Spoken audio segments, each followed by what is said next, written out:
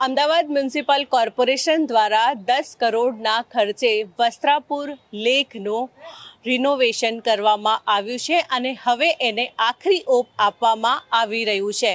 હાલ આપ દ્રશ્યોમાં જોઈ શકો છો કે જે તૈયારીઓ જે છે હવે ચાલી રહી છે। જેની વાત કરવામાં આવે તો આ જે વસ્ત્રાપુર લેક છે તેને આખું રંગોરંગાન કરવામાં આવ્યું છે।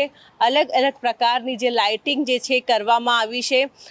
સાથે જ વાત કરવામાં આવે તો છેલ્લા ઘણા સમયથી આ વસ્ત્રાપુર લેકને જે છે રિનોવેશન કરવામાં આવી રહ્યું હતું અને હવે જે છે આગામી 7મી ડિસેમ્બરના રોજ આ વસ્ત્રાપુર લેકનું જે છે લોકાર્પણ કરવામાં આવશે અને 10 કરોડના ખર્ચે આ વસ્ત્રાપુર લેકનું રિનોવેશન કરવામાં આવ્યું છે અને એની સાથે સાથે બાળકો રમી શકે તેવા બાળકો માટે રમતના સાધનો પણ મૂકવામાં આવ્યા છે।